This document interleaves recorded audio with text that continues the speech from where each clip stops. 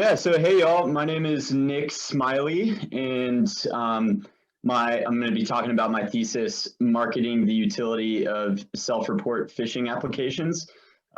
My primary advisor is Julia Bird, and she has been an extremely valuable resource through this process. She works at the South Atlantic Fisheries Management Council, and that's the organization that I'm working with.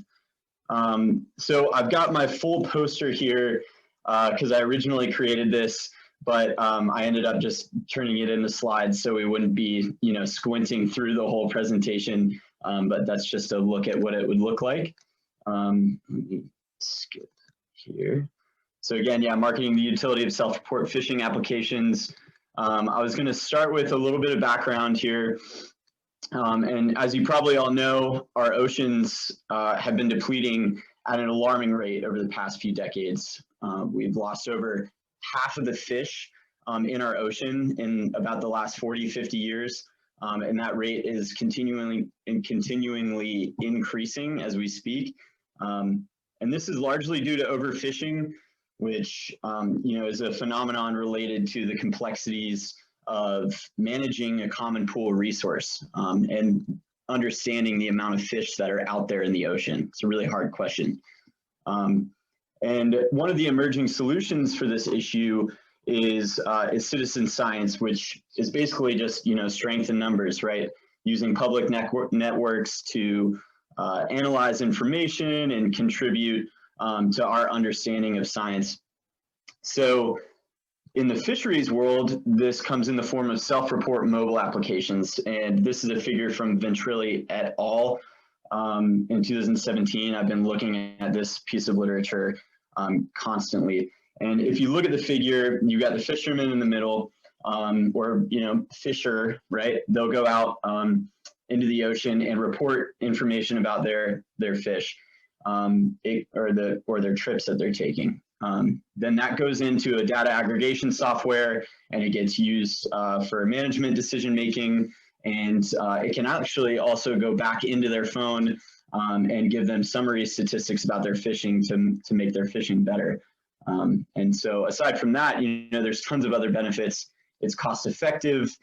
There's tons of data, and you can instantaneously share information on a global scale. But there are some problems with it. Oh, it also builds relationships. So it kind of bridges that tension gap between the stakeholders and fisheries management. But sometimes there's biased data to be included in that.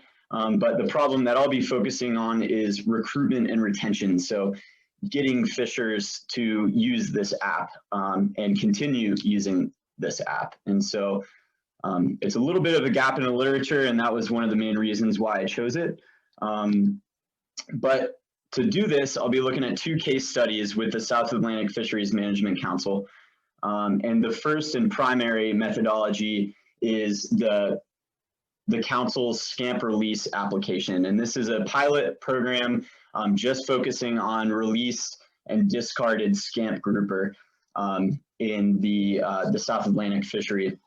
It focuses on commercial, for-hire, and recreational fishermen. And I've already done 10 semi-structured interview, ranging from 30 minutes to an hour. And I'm coding those interviews with NVivo, which is actually a pretty fun process. But I'm basically looking at demographic information, their perceptions about self-reporting and their motivations to and not to report. But what I'm really looking at is outreach and marketing strategies and how effective they've been in the past. And the other case study I'll be looking at is another app called My Fish Count. And that just pretty much calculates it. Takes into account everything about a fisherman's trip or catch, but it's just recreational anglers. And I have previously executed surveys from 2018. There's 3 of them, 2 in 2018 and 1 in 2020. I've got some application stats like reported trips and account creations. And I'll be looking at those with, just some generic Excel graphics and figures. And I'll be using R to code some of those statistics, like contingency table analysis.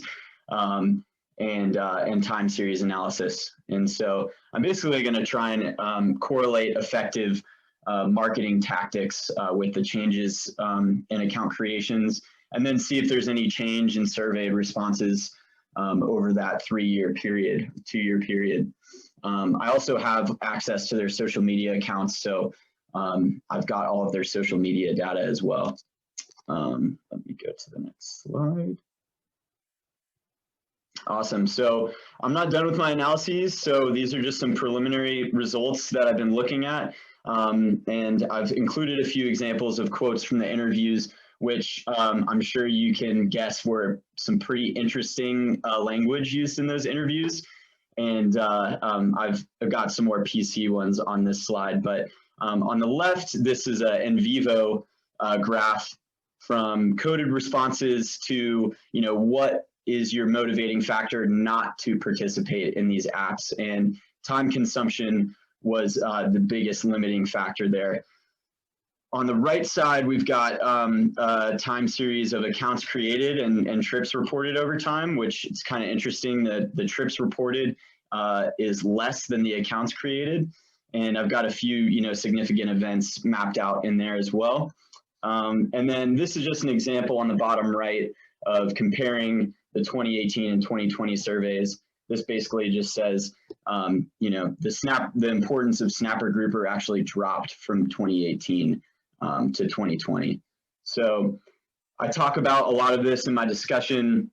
One of the recommendations that fishermen have is that is recommending an automated application with photo recognition, which I think would be pretty cool.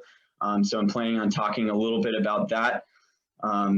And, it's a slow year for SCAMP, so I would recommend expanding it to the whole snapper grouper complex there. And yeah, so motivation, the literature said that lack of awareness was something, was the major preventative factor for self-reporting, but I have actually found that time consumption was the major preventative factor. And interviewees said that, they just want to participate in conservation, and that was the main motivating factor to do this. And what I'll be looking at a lot is outreach and marketing, where I've kind of realized that conversions where you click on something and it leads you to a download is the most effective way to measure success in marketing. So I'm kind of recommending that for the future. And also I've noticed that having a designated staff member for marketing really increases the reports and accounts created.